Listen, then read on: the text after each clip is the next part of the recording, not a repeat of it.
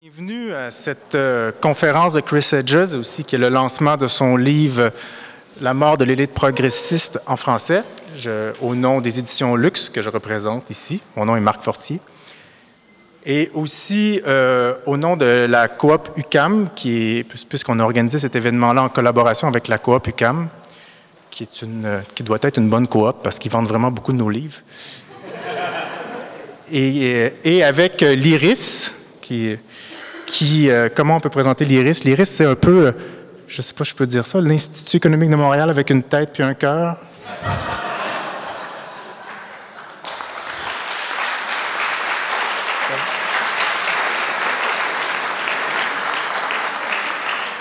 Ce qui accessoirement veut dire qu'ils n'ont pas de budget, pas de chronique dans le Journal de Montréal, c'est ça? Donc, pourquoi publier ce livre-là, outre le fait qu'il est excellent? C'est évidemment parce que chez Luxe Éditeur, on a plusieurs lignes éditoriales qu'on souhaite cohérentes sans que ça en devienne une maladie.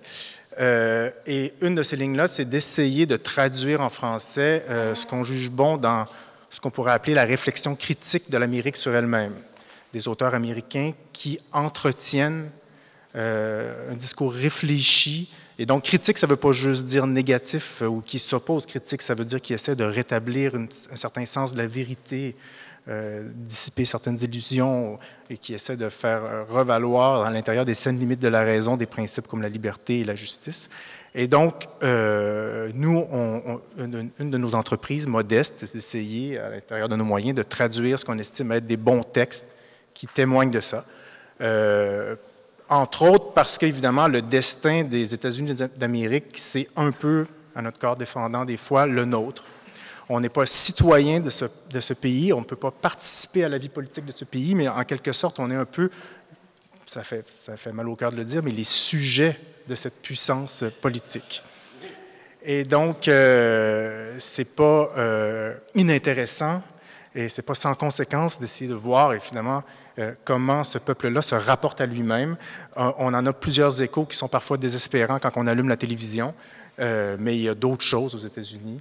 Il y a du monde qui écrivent des livres, il y a du monde qui se battent pour la justice, il y a du monde qui réfléchissent sur le sens de la liberté qui quand même reste une valeur importante de ce peuple. Et donc, c'est pour ça qu'on a entrepris de traduire les livres de Chris Hedges pour les rendre disponibles en français.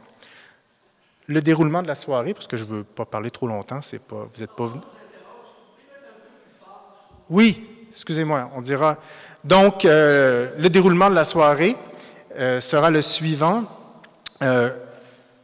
Simon Tremblay-Pépin de l'IRIS va venir faire une petite présentation courte qui va mettre un peu en contexte le livre de Chris Hedges, essayer de montrer comment les propos de Chris Hedges peuvent résonner avec la situation qui est la nôtre au Québec, au Canada.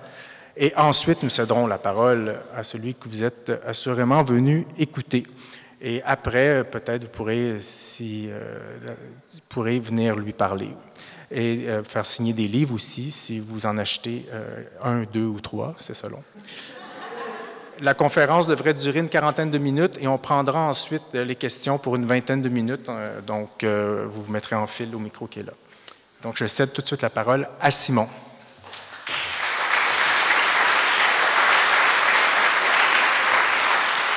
Merci Marc. Merci d'être là ce soir. Merci d'être venu en si grand nombre. Bienvenue à M. Hedges à Montréal. Bienvenue ici parmi nous. Alors, mon nom est Simon Tremblay-Pépin. Je suis un des chercheurs de l'Institut de recherche et d'information socio-économique, l'IRIS, qui est un des partenaires organisateurs de cette soirée. Écoutez, je vais vous faire un rapide texte. Je vais vous lire un petit quelque chose que je vous ai préparé sur comment cet ouvrage que vous pouvez vous procurer là juste devant peut s'appliquer dans notre réflexion sur le Québec. Ce petit texte, vous pourrez le relire, à votre grand plaisir, dans le fameux mensuel satirique Le Couac, mensuel québécois, que je vous invite à acheter et auquel je vous invite à vous abonner également. Donc, mon collègue Martin, ici, en a quelques copies, si vous en voulez. Donc, l'élite progressiste au Québec. L'ouvrage de Chris Hedges se penche sur la mort de l'élite progressiste, c'est marqué en gros juste là, aux États-Unis. Hedges présente l'élite progressiste comme une soupape de sûreté, Je vous lis deux phrases, en fait, tirées de son livre. « Elle rend possible la mise en œuvre de réformes ponctuelles ou graduelles et suscite des espoirs de changement en montrant la voie vers une plus grande égalité. Elle dote l'État et la mécanique du pouvoir d'un aspect vertueux et joue un rôle de chien d'attaque en discréditant les mouvements sociaux radicaux. C'est ce qui fait qu'elle est une composante de l'élite du pouvoir. » Donc, voici sa définition de l'élite progressiste. Donc, dans son livre, qu'est-ce qu'il fait? Il nous montre comment l'élite progressiste américaine a été dévorée, d'un côté par ses contradictions et de l'autre côté par ses désirs. Je tenterai ici de jeter un rapide coup d'œil à la situation de l'élite progressiste québécoise en m'inspirant de la façon de faire de Chris Hedges. Première grande différence entre l'élite progressiste québécoise et américaine, l'élite progressiste québécoise est encore vivante. Les professeurs d'université, les politiciens de centre-gauche, les artistes engagés, les dirigeants de grandes centrales, les journalistes, éditorialistes et chroniqueurs mettent encore de l'avant, pour un temps, des réformes qui ne seront pas sans conséquences sur la population. Après hésitation, mais malgré tout, ils se sont opposés à la tarification des services publics, à la hausse des frais de scolarité et à la réingénierie de l'État. L'élite progressiste québécoise est encore, parfois, en mesure de se mobiliser, de s'organiser et d'ébranler sur certains dossiers l'élite du pouvoir. Elle est donc encore en vie pour l'instant. Elle montre par ailleurs tous les signes de faiblesse que Hedges pointe dans l'élite progressiste américaine. En lisant l'ouvrage qui vous est présenté aujourd'hui, en observant l'élite progressiste québécoise, on se dit qu'elle se prépare déjà à passer de vie à trépas. Comme pour l'élite progressiste états-unienne, la vaste majorité de ses membres adhèrent au système économique actuel, à son fonctionnement et à ses exigences. Ils sont pro-libre-échange, pro-développement économique, pro-économie du savoir et pro-croissance à tout prix. Leurs champs de bataille sont le maintien et la création d'emplois, la lutte contre les délocalisations et la réduction de la pauvreté, sans remettre ses causes en question, et une économie plus centrée sur l'achat local. Le problème pour eux n'est pas le système économique ni le travail, mais bien de petits ajustements qu'il faut faire pour que l'économie soit plus gentille pour le Québec. Et quand il est temps de s'opposer un tant soit peu aux plus riches, on voit l'élite progressiste québécoise reculer promptement, s'excusant presque d'avoir osé. L'élite progressiste québécoise adhère aussi à une vision édulcorée de l'écologie. Oui, disent-ils, il faut protéger l'environnement. Mais du même souffle, on affirme aussi qu'il faut exploiter le plus possible nos ressources, tant que les profits que nous en tirons nous reviendront. On veut sortir du pétrole, éventuellement, un jour, mais ça passe par l'exploiter ici et maintenant, si on peut faire de l'argent.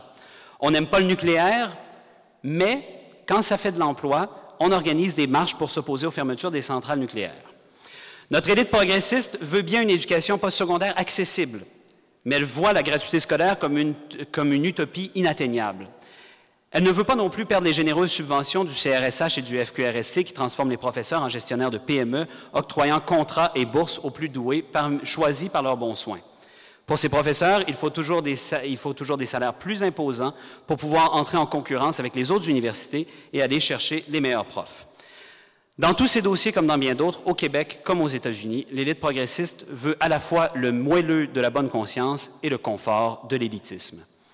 Chris Hedges prévoit que du haut de ce confort, cette élite s'empressera de dénoncer les plus radicaux, les moins conciliants. Les étudiants chahutent trop, les mouvements sociaux en demandent trop, les écologistes veulent tout bloquer.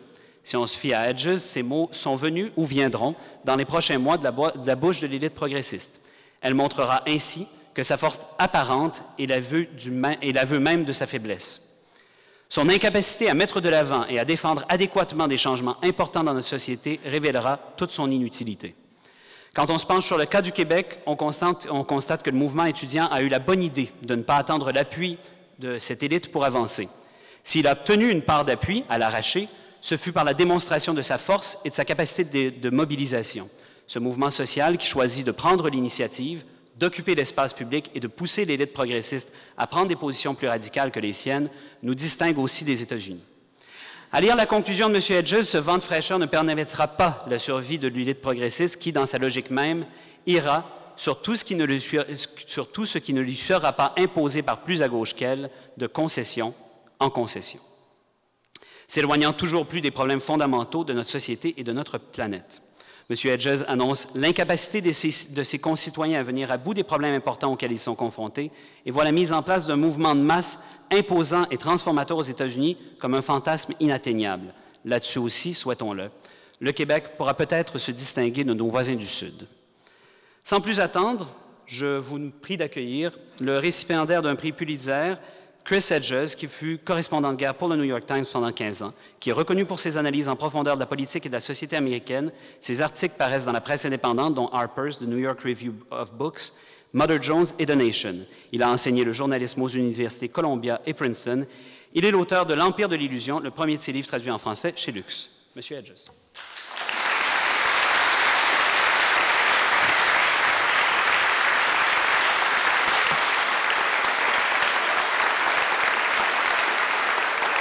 Merci beaucoup.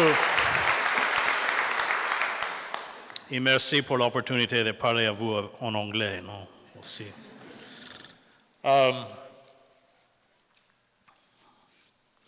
This book, Death of the Liberal Class, began originally for a large publishing house in the United States called Knopf. Where they asked me to write a book on the state of the press. And it was a good lesson, if there are any writers in the room, never to write a book that is somebody else's idea. I turned in the book, and the editors of Knopf hated it and told me that they would publish it after they had taken out all the negativity.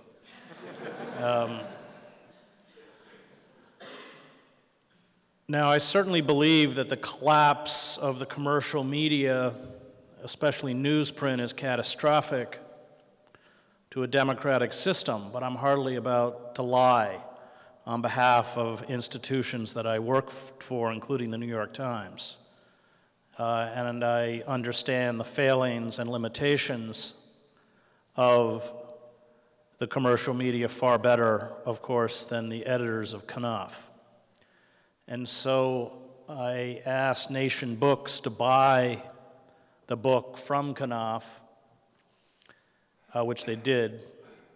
And in that process, began to reconfigure the book, because it's not just the press that's collapsed, but certainly within the United States, all of the pillars of the liberal establishment no longer function, which is why both politically and economically, the situation in the United States is so dangerous.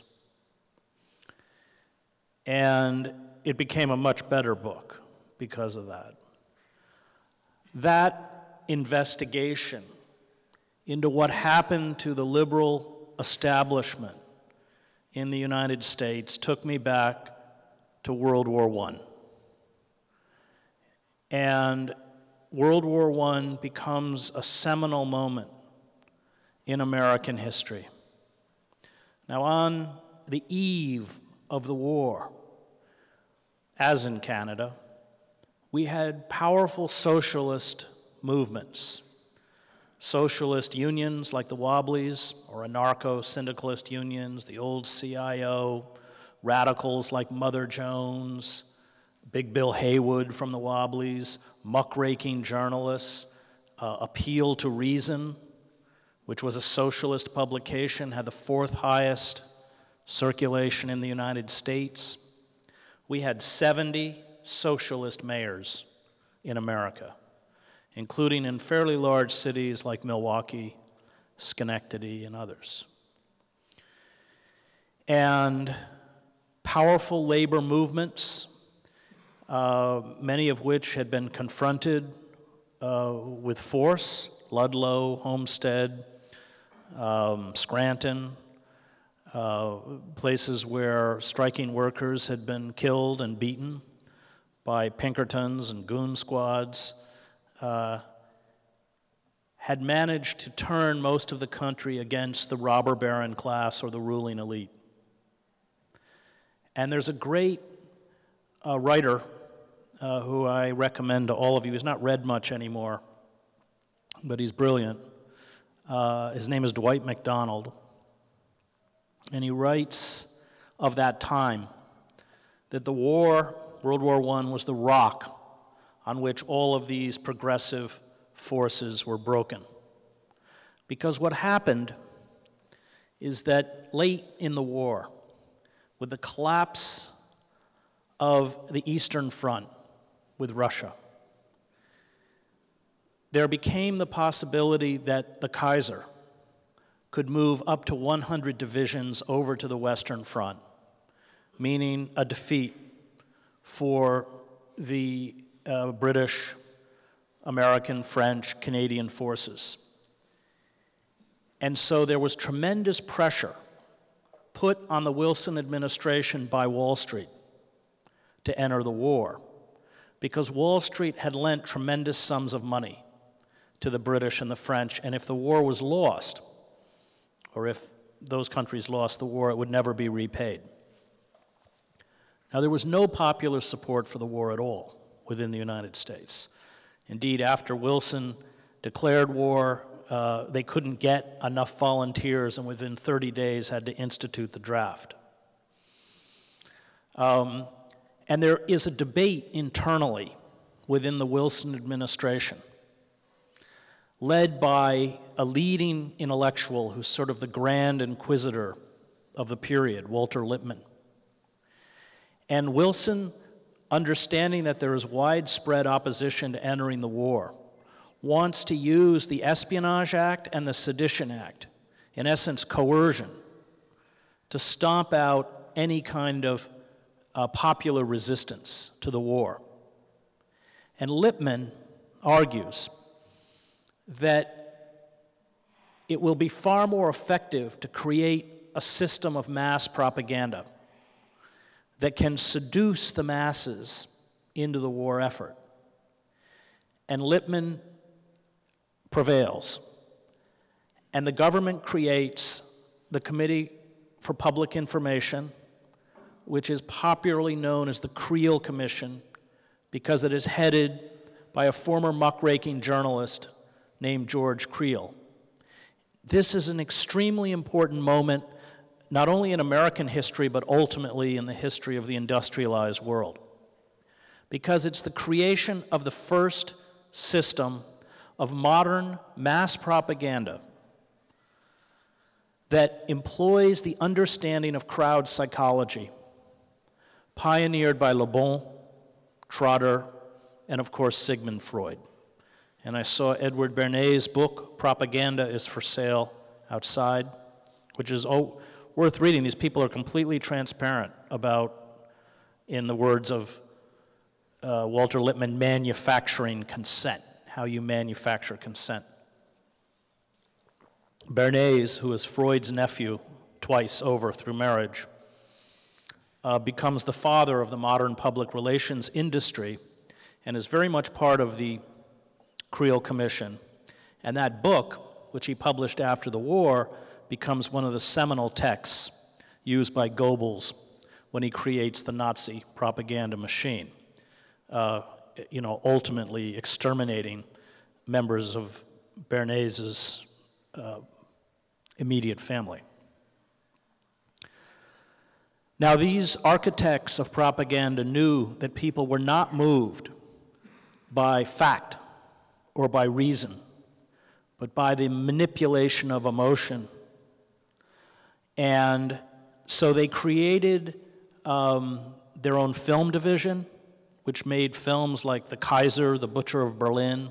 They created their own news division, and all publications had to print pro-war stories as well as editorials that were churned out daily, and we had a far more diversified press across the country. Those publications that refused to abide by these rules, like the masses, were shut down. They didn't publish during the war. There are two great intellectuals that come out of that period.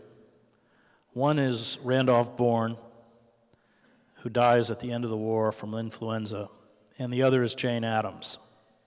And when you read their writings, there's a constant despair at not only how the masses are so easily seduced into supporting the war effort, but how easily the intellectual classes are seduced into backing the state's aggression.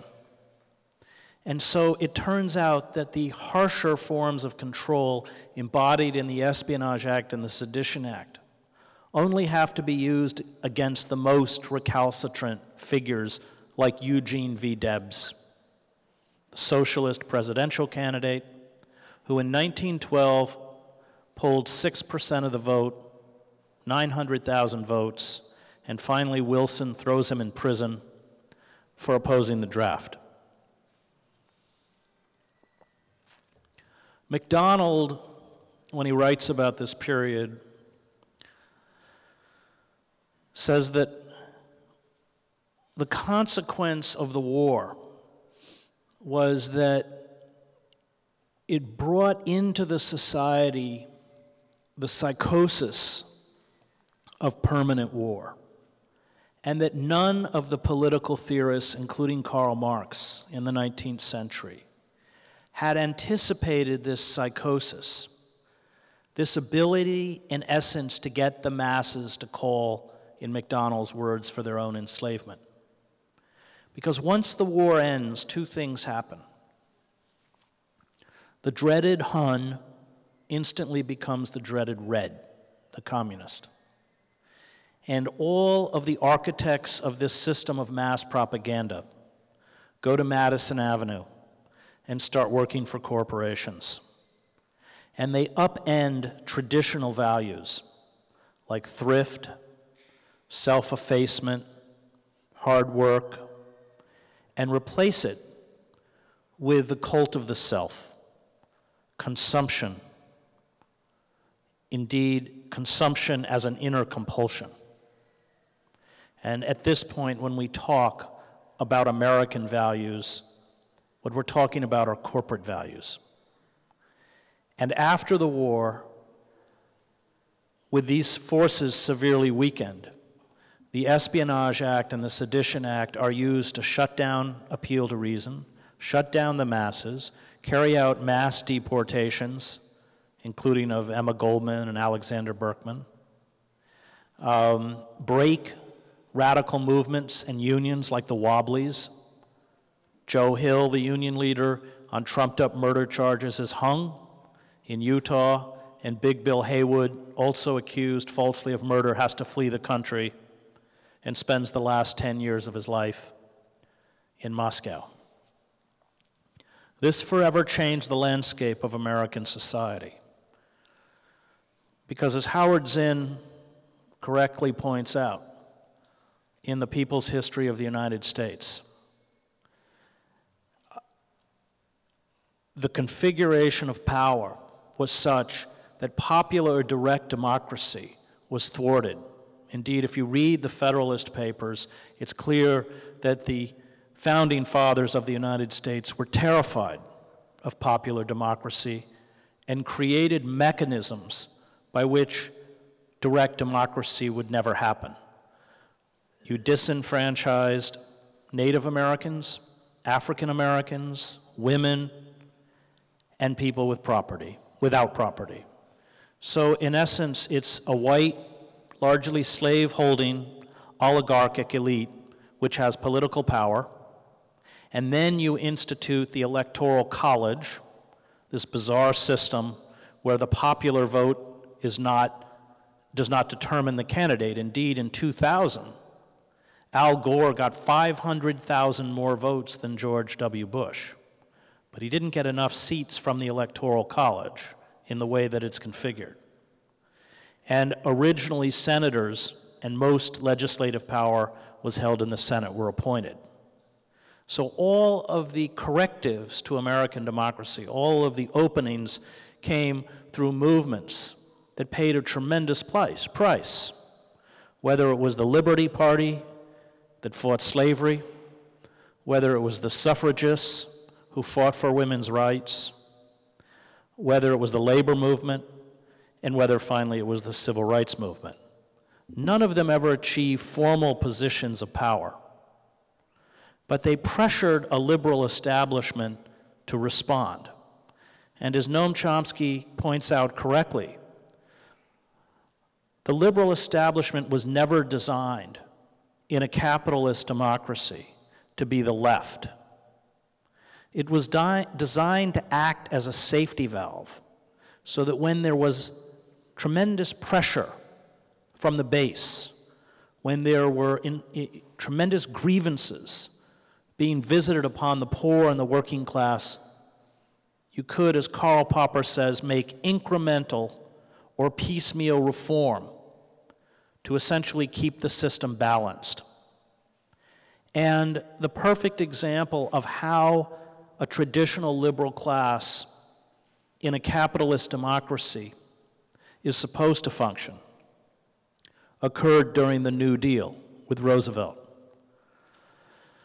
And when Conrad Black writes his biography of Roosevelt, he says, I think correctly, that Roosevelt's greatest achievement is that he saved capitalism. But you need the pressure of these popular movements. I mean, Canada has universal health care because Canadian unions had a vision for the whole country. We had unions that had a vision for the whole country, but they were destroyed. And they were replaced with deeply, quote unquote, anti-communist union leaders. So that by, for instance, in the 1960s, you have a schism between labor and the new left. You have the leaders of the AFL-CIO, George Meany and Lane Kirkland, denouncing the anti-war protesters in the streets and passing a resolution supporting Nixon's war in Indochina. This was unthinkable before World War I, where radical politics, embodied in figures like Mother Jones or John Lewis, were fused within the labor movement itself. Now there was a divide that couldn't be crossed. So we lost our movements completely. We lost even the vocabulary by which we can make sense of what's happening to us. There are residues of radical movements in Europe that have kept, I think, in countries like Germany or France, enough pressure on the state to protect the working class. Here, all of that pressure is gone. But then we also saw traditional liberal institutions disemboweled in the name of anti-communism, culminating with the McCarthy hearings after World War II, when thousands of university professors,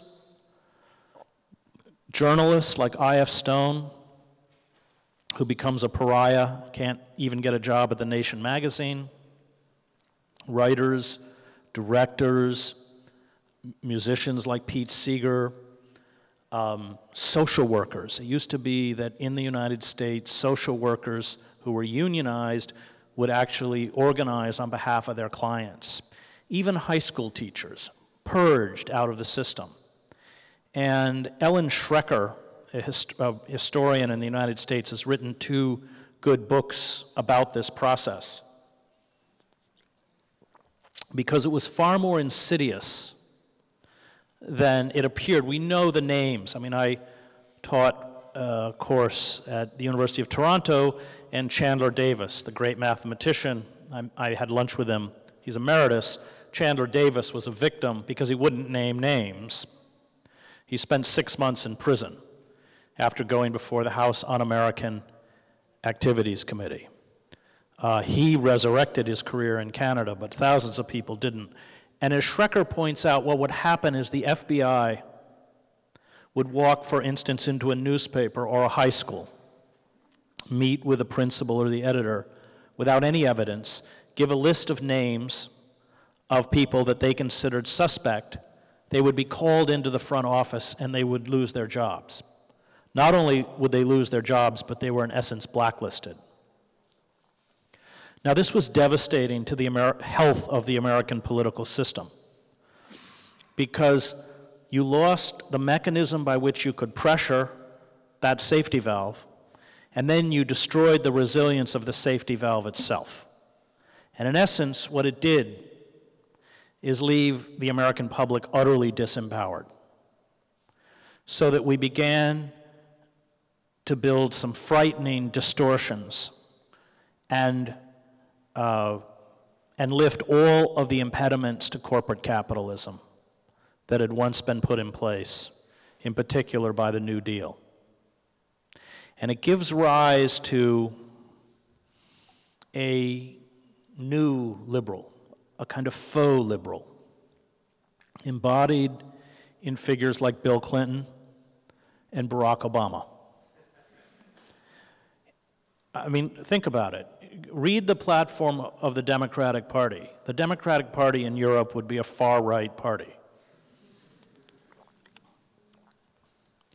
And Clinton comes in to office and speaks in the traditional feel-your-pain language of liberalism, and yet sells out the very constituency that he claims to represent. So it's under Clinton that we get NAFTA. It's under Clinton that we get the destruction of the federal welfare system, and 70% of the recipients under the old welfare system were children. It's under Clinton that we get the deregulation of the Federal Communications Commission, which allows roughly, and I know media consolidation by corporations is something that you're enduring here, allows roughly a half dozen corporations to control what almost every American listens to or watches. And that's Viacom, General Electric, Rupert Murdoch's News Corp, Disney, and Clear Channel. And it shuts down the range of acceptable political discourse and critique. It reminds me of what Dorothy Parker once said about Katharine Hepburn's emotional range as an actress. It goes from A to B. That's sort of what political debate has been reduced to on the corporate airwaves, which of course is primarily consumed with trivia, celebrity gossip, hookers who run Zumba studios in Maine. I mean, every week it's right out of Nero or, And on the cable networks, it's all the same court gossip. They spin it differently on MSNBC than they do on Fox, but it's the same agenda. I give you an example, a recent example from my own battles with the corporate state. Obama's assault on civil liberties is worse than the assault carried out by George W. Bush.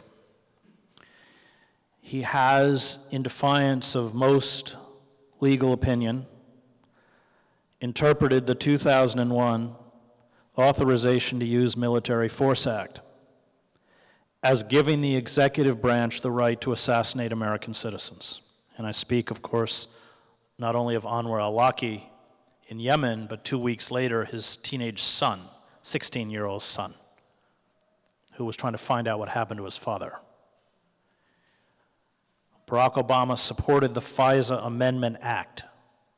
This was an act which retroactively made legal what under our Constitution has traditionally been illegal: the warrantless wiretapping, monitoring, and eavesdropping of tens of millions of citizens. And we now know that all of our personal information is being stored in supercomputers in Utah. Why was it retroactive? Because after 9/11, The large telecommunications firms, Verizon, AT&T, in defiance of our right to privacy, turned over this information to the government. And there were a series of challenges within the lower courts, which they knew they would lose. And so they sent their lobbyists in to make sure the legislation granted them immunity for past malfeasance. Obama has refused to restore the habeas corpus that Bush took from us. Obama has used the Espionage Act 6 times to silence whistleblowers within the government who have exposed, in some cases, war crimes, including torture, that were being committed by the US military. Now, the Espionage Act, passed in 1917 by Wilson, is our Foreign Secrets Act. It's designed to prosecute people who give government secrets to the enemy. It's not designed to shut down whistleblowers who speak to the press about government crimes. Between 1917 and 2008, when Obama took office, the Espionage Act was used 3 times to silence whistleblowers, the first time being against Daniel Ellsberg when he leaked the Pentagon Papers. Obama has used it 6 times. And as a former investigative reporter for the New York Times, all of my colleagues will tell you at this point, it is utterly impossible to write any story or report any story that contradicts the official government narrative. Even background briefings have been shut down because government officials are terrified of saying anything that counters the official narrative and could see them go to prison. And finally, Barack Obama, on December 31st, New Year's Eve, of course, signed the National Defense Authorization Act, Section 1021. Section 1021 of the National Defense Authorization Act permits the U.S. military to seize American citizens who, in the language of this section, substantially support, that's not even material support, that's substantially support, whatever that means, Al-Qaeda, the Taliban, or associated forces, again, undefined. Hold them in military facilities, including our offshore penal colonies, without due process, until, in the language of this section of the law, the end of hostilities, which in an age of permanent war is probably the rest of your life. In January, I sued the president in federal court over this law, and in September, in the Southern District Court of New York, Judge Catherine Forrest ruled that the law was unconstitutional. We won. The reaction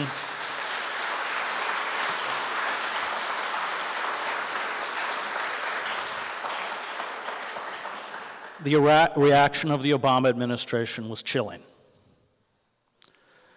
After Judge Forrest gave her decision, and her 112-page decision is quite an amazing document talking about the utter corrosion of the separation of powers, and she actually brings up, in her opinion, the internment of 110,000 Japanese Americans during World War II, saying that this law allows a class of people to be essentially stripped of any legal rights and held indefinitely. And indeed, I think my good friend Cornel West came in, and when I testified to sit through the proceedings, and we were listening to one of the plaintiffs. I was eventually joined by 6 other plaintiffs, including Noam Chomsky and Daniel Ellsberg. And one of the plaintiffs, Alexa O'Brien from US Day of Rage, was on the stand. And she presented to the court email correspondence from Stafford, a private security firm, that had been dumped 5 million emails by WikiLeaks. And in it, you see the private security firm attempting to link US Day of Rage, which was closely identified with the Occupy movement, with Al-Qaeda. That's the game. And Cornell turned to me in horror. And he said, Cornell said, they're coming for all of us. And I said, yeah, they'll go after people like Alexa first, and as they come up the food chain, the rest of us are out. It is, of course, we saw the template in the war on communism. You create mechanisms through fear by which citizens are stripped or willingly give up without enough protest their basic civil liberties. And then any kind of dissent becomes a form of criminal activity. Obama and his administration, they did two things. We had been dealing with government district attorneys, federal attorneys. Suddenly the attorneys of the Pentagon appeared. They went to Judge Forrest's office and demanded an emergency stay, which means the law has to be put back into effect until the appeal can be heard. Judge Forrest refused, to her credit. That night, they called for an emergency hearing for the stay, 9 a.m. Monday morning in New York, and an emergency appeal. In the American system, after the federal court rules, you appeal it to an appellate court, which reviews the judge's decision. If the appellate court upholds the ruling, then the Obama administration can push it into the Supreme Court probably as early as January. The appellate court granted the Obama administration the stay, which means that the law was put back on force. The appellate court began to hear the appeal on the 28th of September. Now, the fact that they reacted so aggressively can mean only one thing. They're already using the law. Because if that law was declared unconstitutional, and they had American citizens in military facilities, they would be in contempt of court. And our suspicion is that in places like Bagram, they have US, Pakistani dual nationals and others who carry valid passports, who are being denied due process.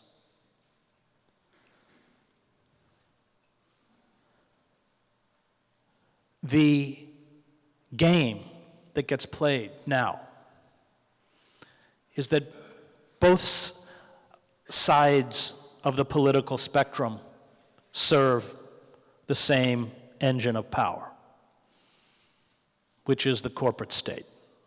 We have, as John Ralston Saul says correctly, undergone a coup d'etat in slow motion. So that by the 1970s, you saw workers' wages stagnate or decline, and we shifted, in the words of the Harvard historian Charles Mayer, from what he called an empire of production to an empire of consumption. We began to borrow to maintain both a lifestyle and an empire we could no longer afford. Sheldon Wolin, I think our greatest living political philosopher, wrote a book a few years ago called Democracy Incorporated. And in it, he argued that America has evolved into a system that he calls inverted totalitarianism. And by that, it's not classical totalitarianism. It doesn't find its expression through a demagogue or a charismatic leader, but through the anonymity of the corporate state. That in classical totalitarian regimes, you have reactionary or revolutionary forces that overthrow and replace a decaying structure. In inverted totalitarianism, you have corporate forces that purport to pay fealty to electoral politics, the iconography and language of American patriotism, and the Constitution, and yet internally have so subverted the systems of power as to render the citizen impotent. That in systems of inverted totalitarianism, Wolin writes, unlike classical totalitarianism, economics always trumps politics. Economic efficiency for the elite becomes paramount. And the two mechanisms by which you keep a population politically passive are access to cheap credit and mass-produced consumer goods. Now, after the meltdown of 2008, that credit is dried up, and these mass-produced goods are no longer cheap. And so I used to wonder, was Huxley right in his dystopian vision, or was Orwell right? Well, it turns out they were both right. First, we got Huxley, amusing ourselves to death, as Neil Postman says, as we were stripped of economic and political power. Now we get Orwell with a security and surveillance state. When empires implode, and they always hollow themselves out from the inside, in order to keep control, they use the brutal mechanisms on the outer reaches internally. It migrates home. Thucydides wrote about this when he talked about the death of Athenian democracy. He said that the expansion of the Athenian Empire led it to become a tyrant abroad and then a tyrant at home. That the tyranny Athens imposed on others, it finally imposed on itself. And that is the process that we are undergoing. That is why the corporate state has been so assiduous about stripping us of any possibility of dissent. And the intrusion of the corporate state, of course, dwarfs any state system of security in human history, including the Stasi state, which I covered when I was a correspondent for the New York Times. That in essence, all of the impediments now are lifted against corporate power. Karl Polanyi, who lived in Canada because he was Hungarian and the Americans wouldn't give his wife a visa because they said she was a communist. So he taught at Columbia, but he'd have to commute back every weekend. Wrote a book in 1944 called The Great Transformation. And in it, it's a book about unfettered capitalism.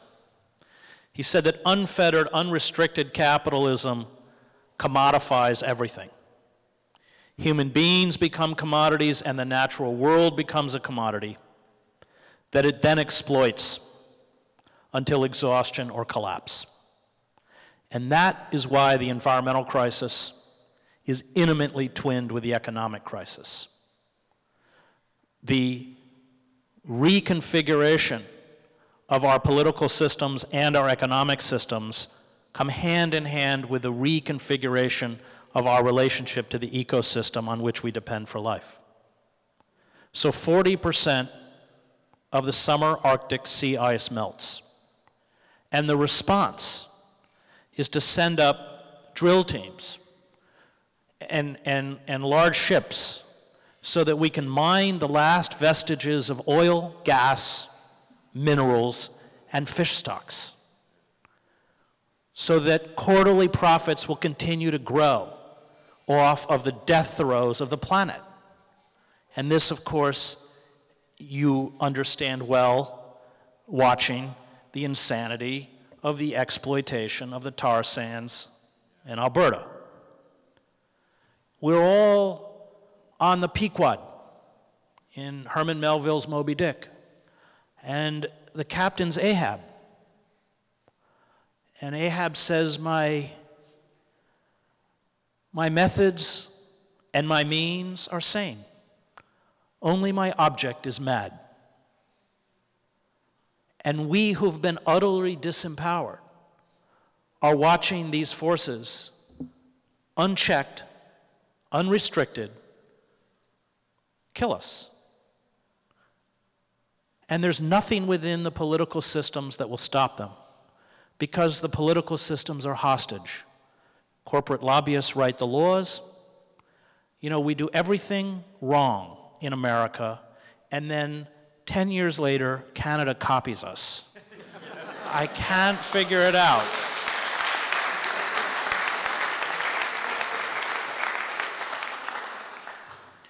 You should all take a tour of the Rust Belt, or places like Camden, New Jersey, per capita the poorest city in the United States and the most dangerous.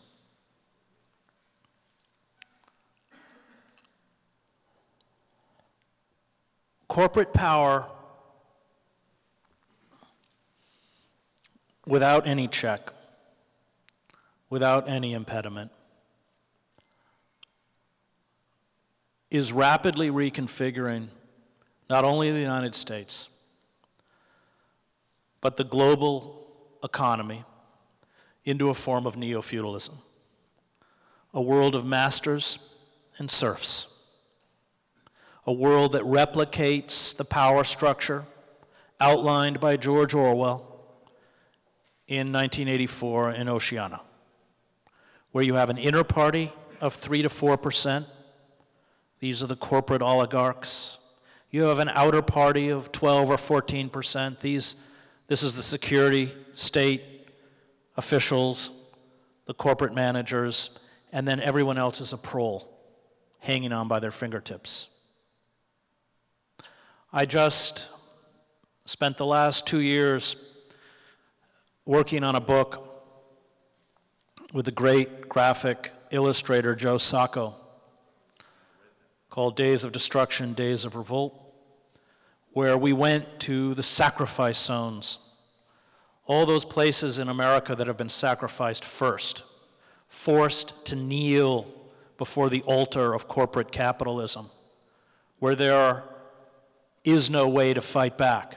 Big coal in southern West Virginia, which owns the judiciary and owns the elected officials and owns the press and even writes the school textbooks, is literally destroying the Appalachian Mountains, the lungs of the eastern seaboard, much of the headwaters of the eastern seaboard. We flew over these mountains, and you can't get a sense of the devastation unless you're in the air. I covered the war in Bosnia for 3 years. Village by village, I could tell you what was destroyed.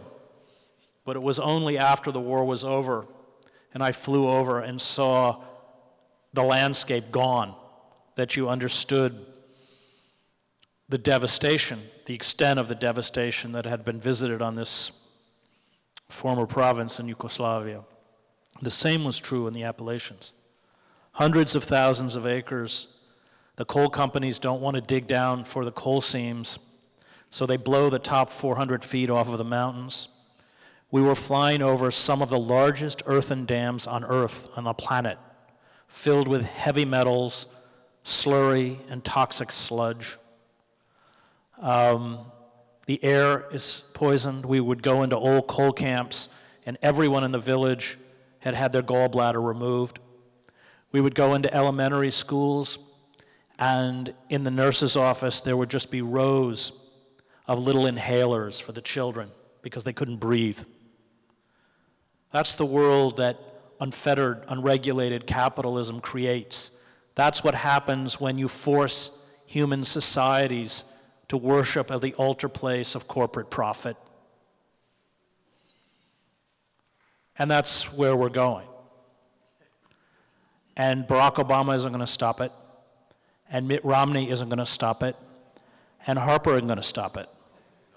The only people who are going to stop it are us. If there's any hope left of salvaging a future for my children, your children, and the next generation.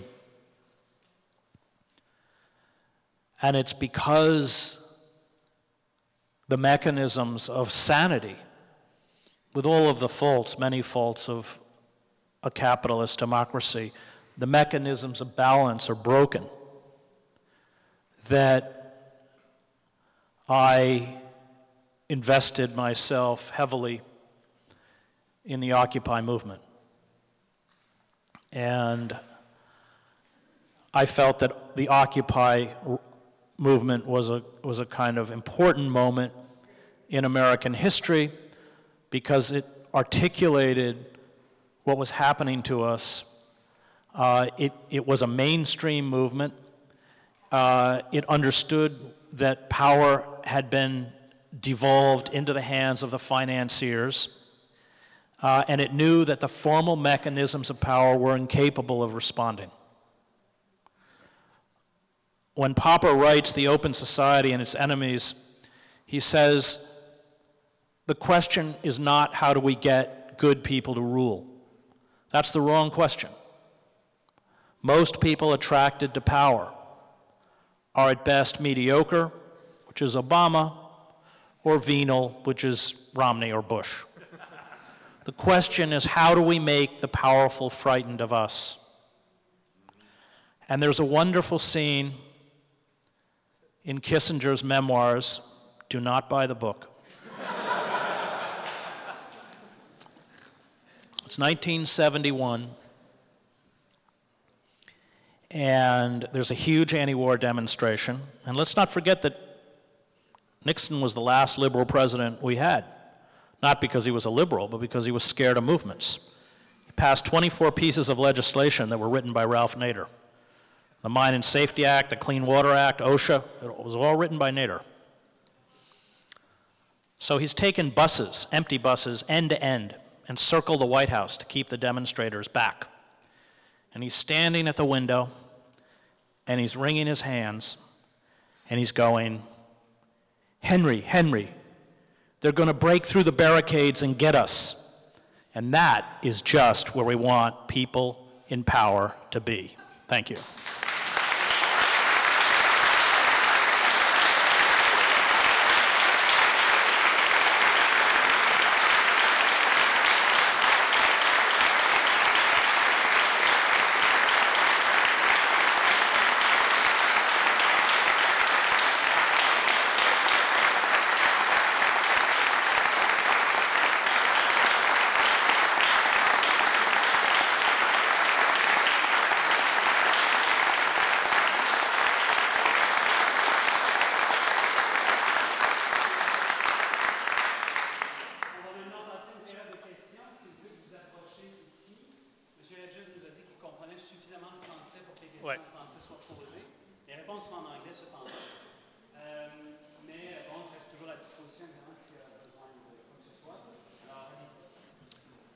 Hi, so I'll ask it first in English, puis après je vais me répéter en français.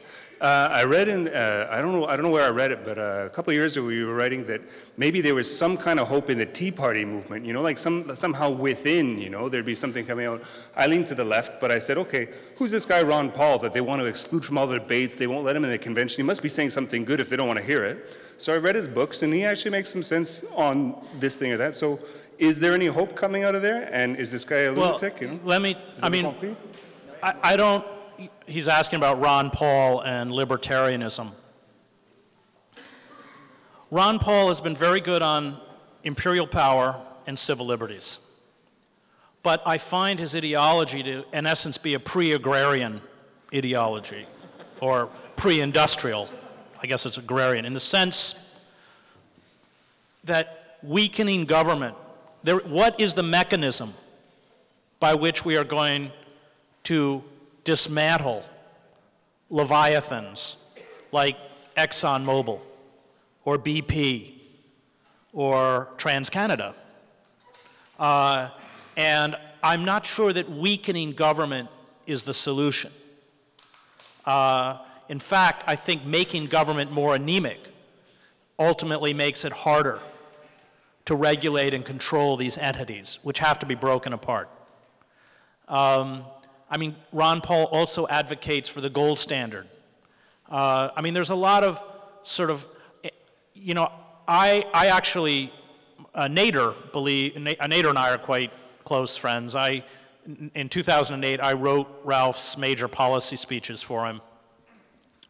And I was speaking at the University of Wisconsin to a bunch of students, and one of them said, "Oh yeah, well, we like Nader, but his speeches are so boring."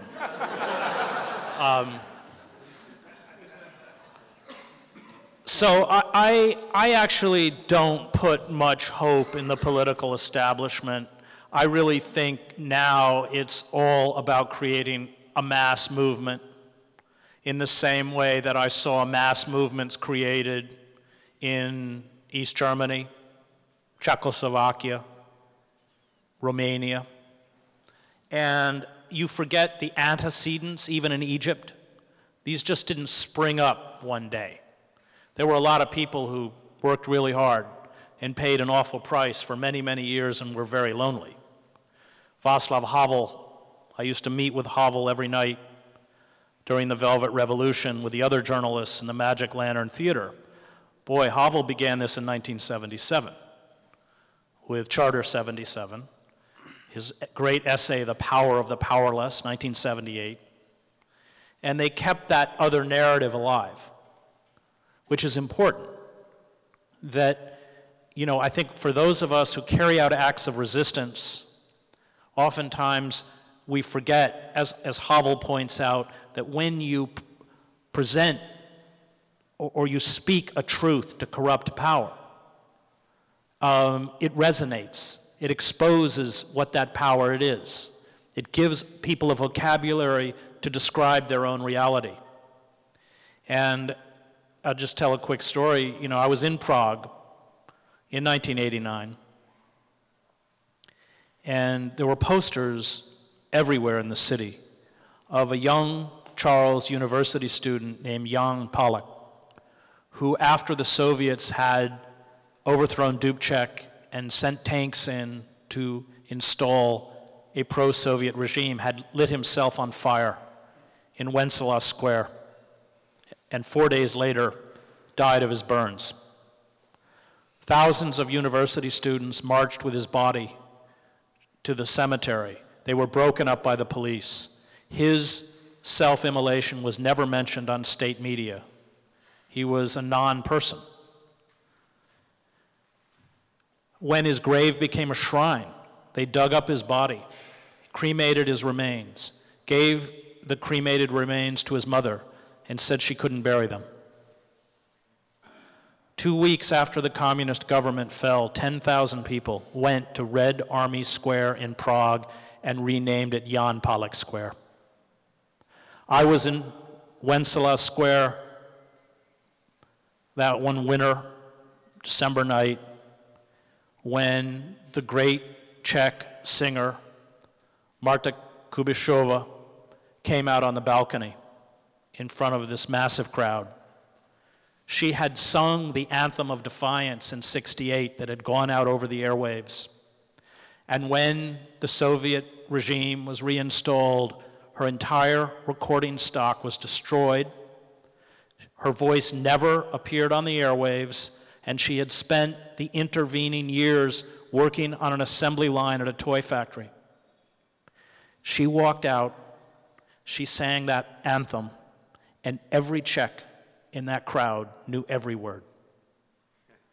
Acts of resistance are moral acts. And when they are carried out in the face of a corrupt, decayed, deceitful system of power, they have a resonance that is not apparent at the time those acts are actually being committed. Hi. My question will be kind of out of the subject, the heart of the subject, but it is still. Let's suppose that there was no AIPAC in the influence on the American government. How different would be the situation? Well, he's asking about AIPAC, the Israeli lobby, who has taken a special interest in my activities in the United States, to the point where they send busloads of people to where I speak.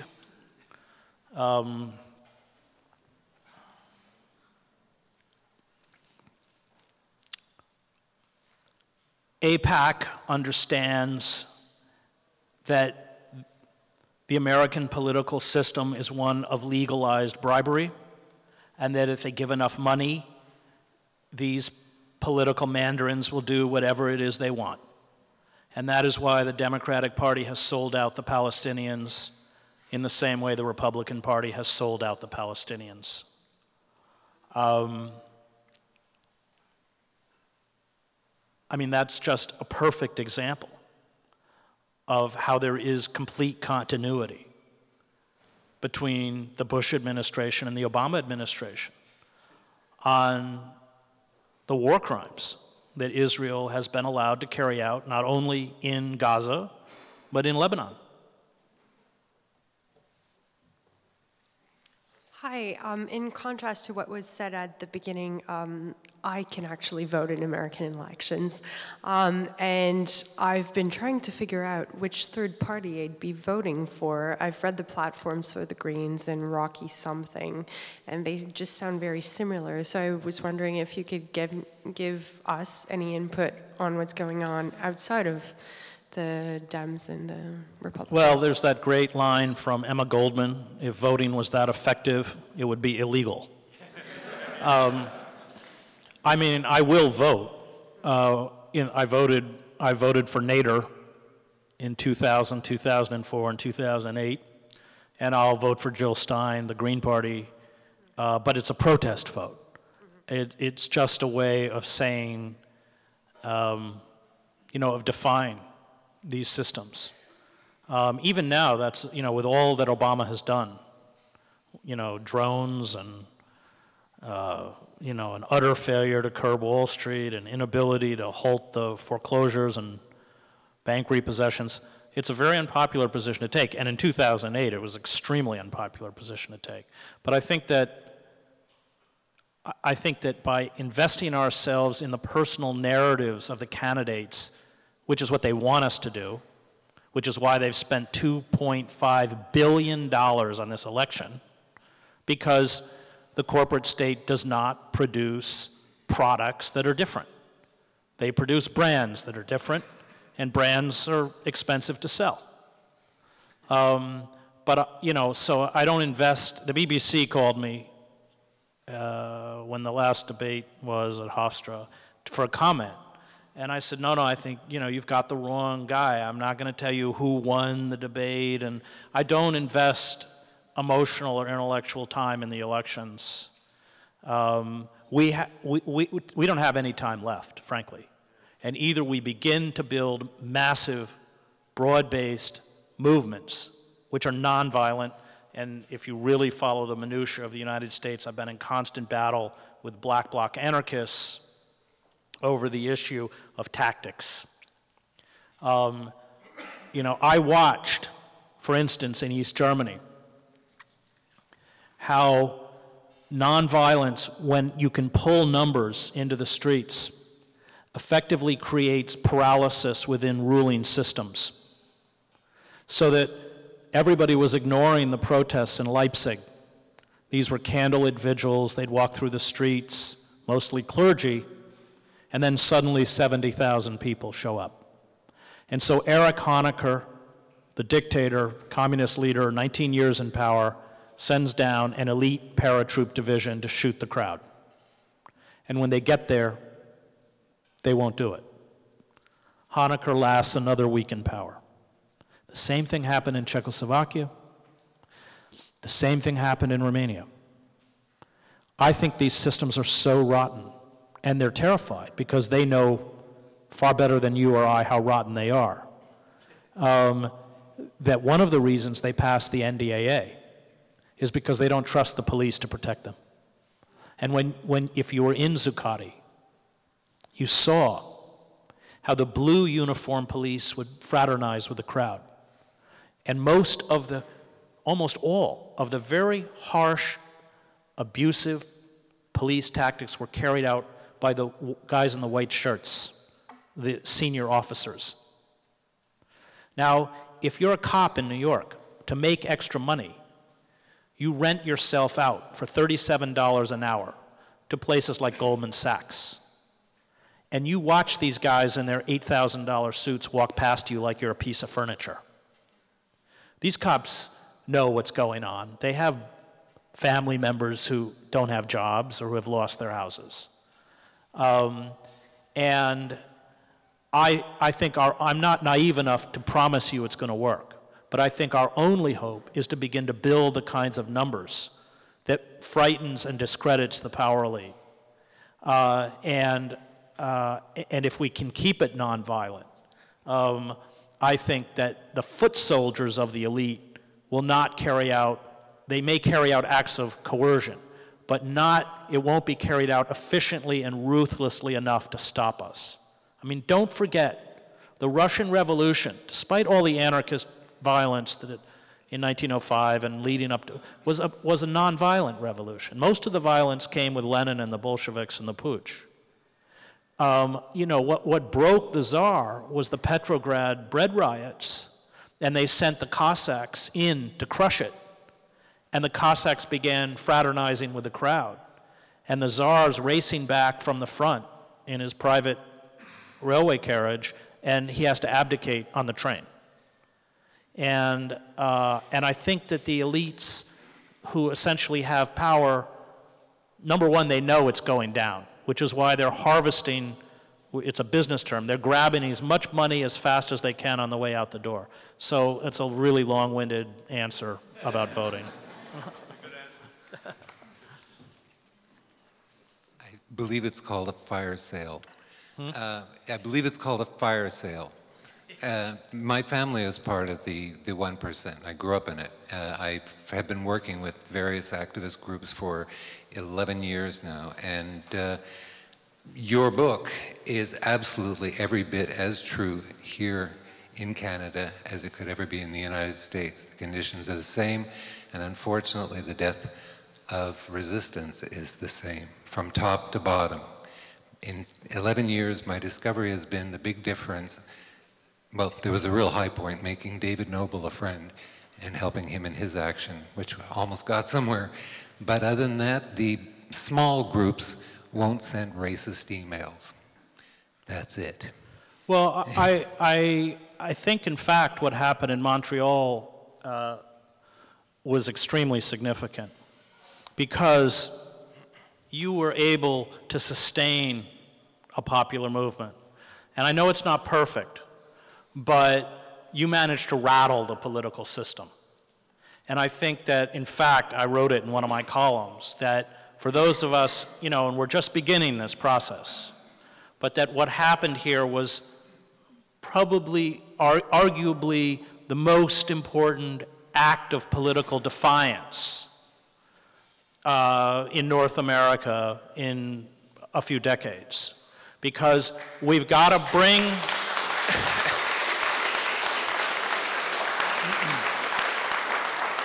we've got to bring those numbers, and we've got to bring in the mainstream, and we've got to realize that it's going to take a really long time. And you paid the price. And you may not have won everything, but you scared the shit out of them. Can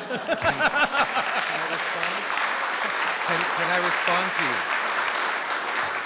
I really hope you're right. Unfortunately, when I look at like what facts are and what the governments are doing and so on, there is no change, not even a slowing down. I know it's but I hope you're right. Right. I always hope people are right.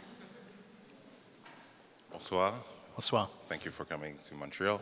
Okay, 3 quick questions. You can feel free to reject 2 of them.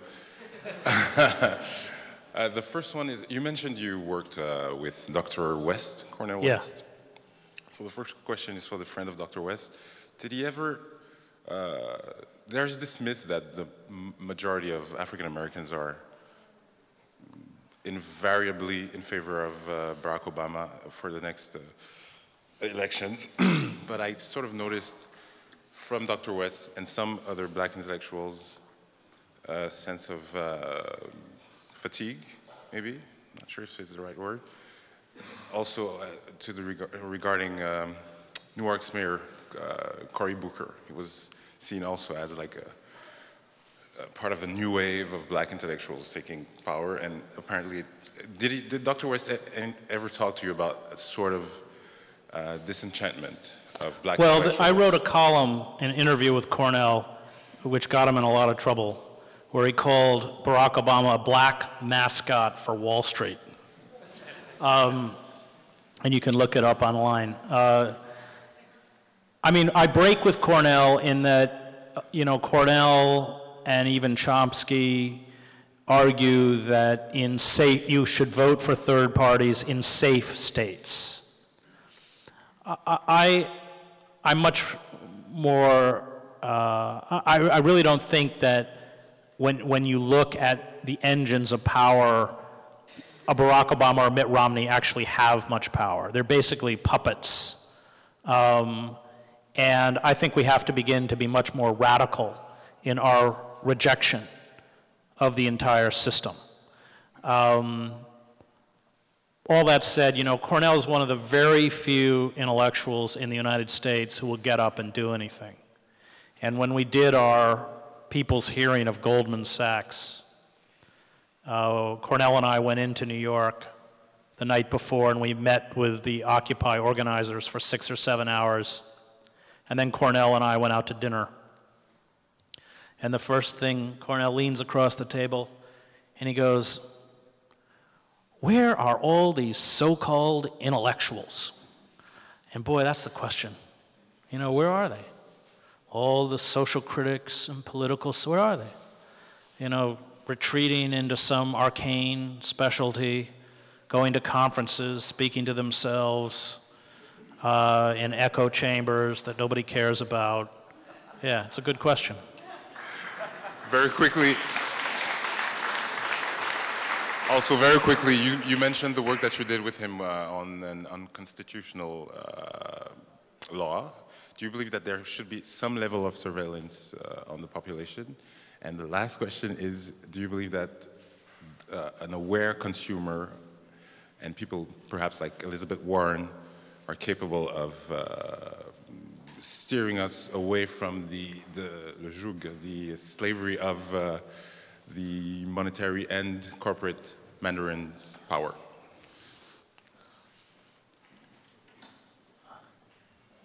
Well, in terms of surveillance, the last job I had with the New York Times before we had a bit of a disagreement over the decision to invade Iraq, I covered Al-Qaeda. And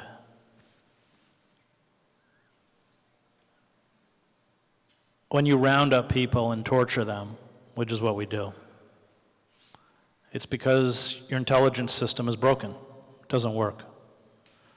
Intelligence is very similar to reporting. It's about listening. It's about sitting in the back of mosques. It's about being bicultural, speaking Urdu or Arabic, and the entire stripping away of civil liberties, acts of torture and indiscriminate detainment and violence is because of an intelligence failure.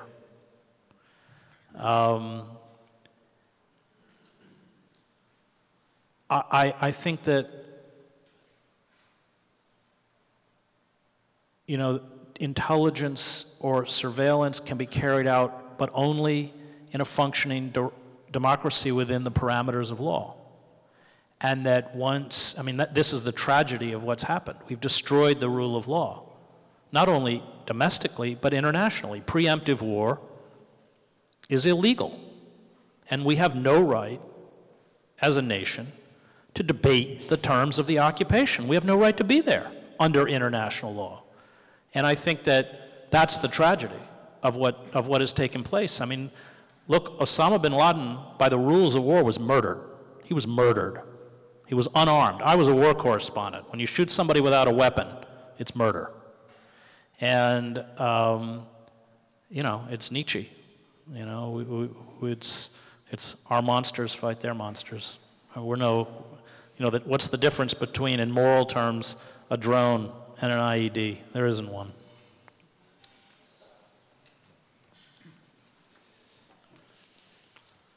You present an interesting dichotomy, at least to me. You've talked about the need to be more radical, but you also talk about the need to reach the mainstream. And so I'm wondering what your thoughts are on how you kind of bridge that divide. Well, I think that the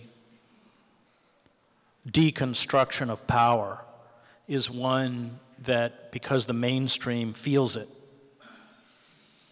they're amenable to acting upon. I speak at universities all over the United States. Now, when I go to an elite university, the students are there, usually the ones who were forced to come by their professors, and they're looking on their iPhone or, you know, tweeting or whatever it is. When I speak at, like, Youngstown State, which I did, you can't even walk down the aisles because it's so packed. These people are older. Their parents have all lost their jobs. They lost their jobs. They have taken out tremendous sums of money to go back to school in the desperate gamble that they might get a job. And they hear it. And, you know, I use the trick that Ralph uses and that my friend Cy Hirsch uses. Every time I go into these places, I look like a banker. I put on a Brooks Brothers suit. I hate ties and suits. I wear it. I'm white.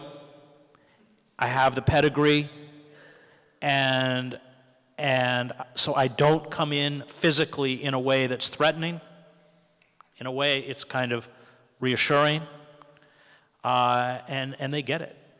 They get it. So, look, people like me or Noam have been utterly locked out of the mainstream. And so it's why, you know, every solar paneled community station outside of Tahoe's, and I'm on it. It's exhausting. But we have to work around the margins of the society because the corporate-dominated systems of information don't want us. Although I was invited on a wonderful Canadian show hosted by Kevin O'Leary.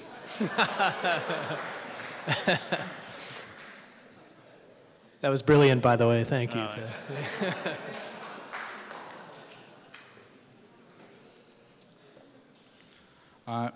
In the context of all the different economic crises around the world, on the Western side, the European Union, and also the inevitable increases in the interest rates from the central banks here, and also on the Eastern side, you know, there's a lot of talk of internal struggles within the Chinese regime, and you know, they have their own crises over there. So I was wondering, what's your vision of the future? Where do you think, how far do you think it could go? Are you an optimist, or what? You know, I don't. Well, nobody's ever described me as an optimist. But I always, you know, I was a war correspondent, and I don't really believe in optimism or pessimism. People who had a very Pollyannish view of war zones usually didn't live very long. Our job is to figure out what the weapon systems are at the end of that road, and what the risks are, and whether it's worth taking it. Look, if there is not a radical reconfiguration of our relationship to the ecosystem and the way we create our human societies, we're finished. It's just Easter Island writ large. Only this time, the whole planet goes down with us. And I see nothing out there to indicate that we're deviating from collective suicide. I mean, the fact that we are sitting here watching the summer Arctic sea ice melt and letting Shell oil drop $500 million drill bits so they can go up next summer, it's crazy. You know, or the whole tar sands pipeline issue. And, you know, I fall back in that sense on went to seminary, on my seminary training, in that, you know, or what Camus wrote, I mean, that, you know, acts of rebellion finally become a way to assert your own integrity and dignity, and finally, you know, have children. And I may fail, but at least they'll be able to say that their father tried. Because at this point, it's all about them. And any person in this room who has kids, you know, should realize that it, you know, it's 1 minute before midnight, and we have no time left to be complacent. So, you know, in that sense, as Daniel Berrigan says, it's sort of the wrong question. Will we succeed? You know, it's more that we're called to do the good, or at least the good insofar as we can determine it.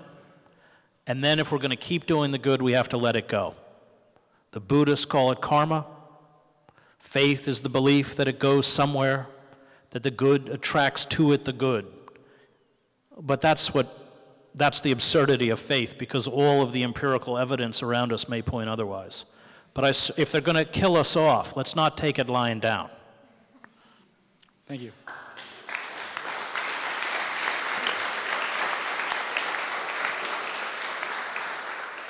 Hi, so that was a very convenient segue into my question, because I read your Truthdig columns, and the one this week we were urging folks in the United States to join the resistance to the Keystone pipeline. And I was imagining while you were speaking at some point earlier, I don't know when, but I sort of realized that specifically the Keystone pipeline is something that Canada and the United States do have in common. And I was imagining, I was like, whoa, what would it look like if there was some kind of mass uprising from both, a linked sort of uprising from both Canada and the United States at once towards this one goal? And I don't know. So anyway, so I just thought I'd ask you to maybe talk a little bit about how people are resisting it in the States, or your thoughts about well, I'm very close to the to those people who constitute the engine of the Occupy movement. And I think they feel that the Keystone pipeline offers them an opportunity. We've got to begin to pull not hundreds, but thousands of people. But it gives us, you know, because they're not going to let us have urban encampments, we have to think of Occupy as a tactic. In the same way that in the civil rights movement, the freedom rides were tactics. And amassing around the Keystone pipeline builds an alliance with traditionally insular and conservative political forces in the United States, ranchers. I mean, the more that we can cross those lines, the more threatened the state feels. So I can just tell you the internal discussions in the United States among those people who were instrumental in Occupy now center around Keystone. And I'm going to go out there.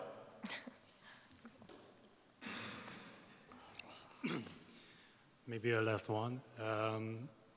With this collapse of the economic system as it seems to be the financial crisis, do you think there's a risk of a kind of all-in move from the corporate state in Iran, you know, or something like that? With what's happening right now, the pile-up of forces in the Persian Gulf. With Iran? With Iran, yes. I don't think they're going to hit Iran. I can't tell you what Bibi Netanyahu is going to do, but as somebody who comes out of the Middle East, I would be surprised.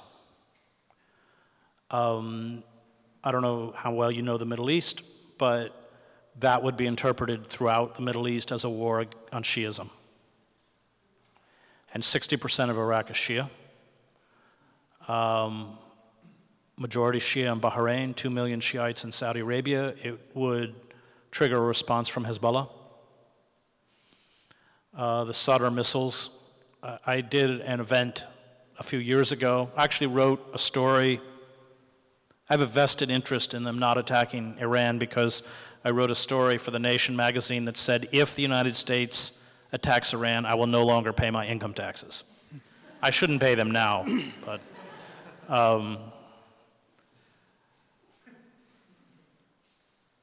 I did an event with the Iranian ambassador to the UN, and I'm sure this kept a couple people from Homeland Security very busy in the audience. And afterwards, we went to lunch, and he told me that they had communicated to Washington that if Iran was attacked, even if there were no American warplanes, within a few minutes, the green zone would not exist. And they have not only the missile capability, but certainly the coordinates to do it. But I could be wrong. I mean, I'm not reporting it, and I've learned as a reporter that if you're not on the inside, but that is just, you know, an observation from the outside. Thank you.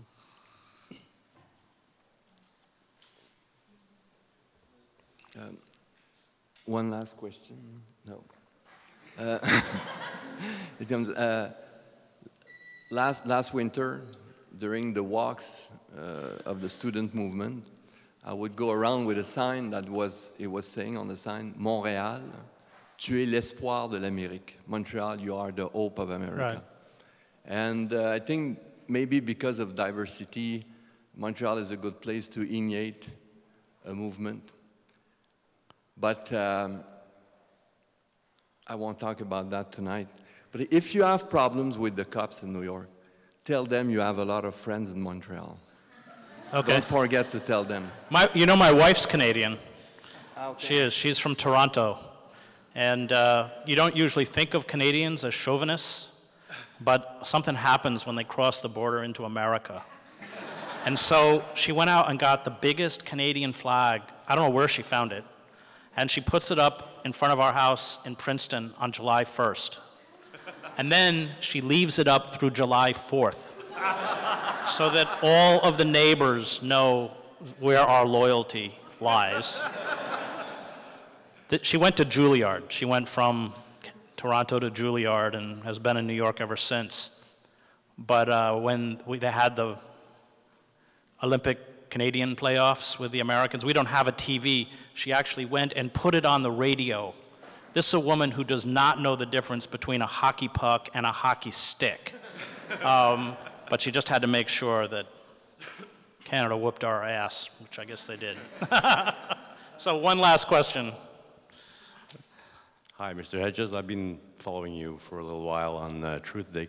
Thank you very much for sticking your head out and speaking the truth and trying to make people conscious of what the truth really is and what's really happening. I have one question here. I read a while ago that the DHS, Department of Homeland Security in the States, and all the local, whatever affiliates, whatever you call them, I forget all of this, but that they have purchased, I don't know how many millions of armor-piercing bullets. Yeah. And apparently this is like, you know, for target practice. But do you think, like, you know, they're sensing so much of the unrest that they're getting ready for something? All the FEMA camps that went up, all of these plastic caskets and stuff like that, you know, are they sensing the... They are. I mean, if you walked into the National Security Council, they would give you a scenario that would not be much different from what I gave you. They know that we're on a downward descent. They know that the economic instability will create political instability. They know the effects of the climate crisis, and they're preparing for it. And I think that is why they are rewriting the legal system as fast as they can to make it impossible for those of us who care about carrying out acts of resistance to operate. And you watch it in every law that Obama has passed, including the shutting down of information about government activity. So yeah, they know what's coming, and they are preparing. And you know, it's going to be a long and it's going to be a difficult struggle. But I have hope, because I've seen it, that at a certain moment, it will ignite. I was sitting on November 9th in Leipzig with the leaders of the East German opposition.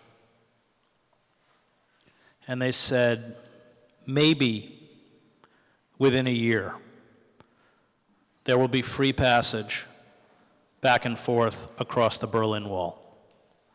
In a matter of hours, the Berlin Wall, at least as an impediment to human traffic, did not exist. And it was a really important lesson for me.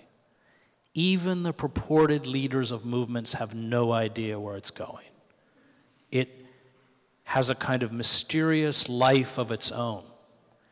And those of us who seek to create movements have to keep stoking the fire. Week after week, I was just in New York with Veterans for Peace, protesting the 11th anniversary of the war in Afghanistan. It wasn't a large group. But I'll end by telling you this story. I've done several actions with Veteran for Peace, mostly a Vietnam vet group, although they have Iraq and Afghani vets. And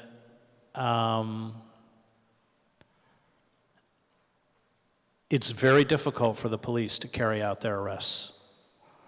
We did a demonstration in front of the White House in which 133 people were arrested. And it was really moving. Watermelon Slim, great blues musician, played taps on his harmonica. They folded the flag, the veterans of a young kid who had been killed in Afghanistan a week before.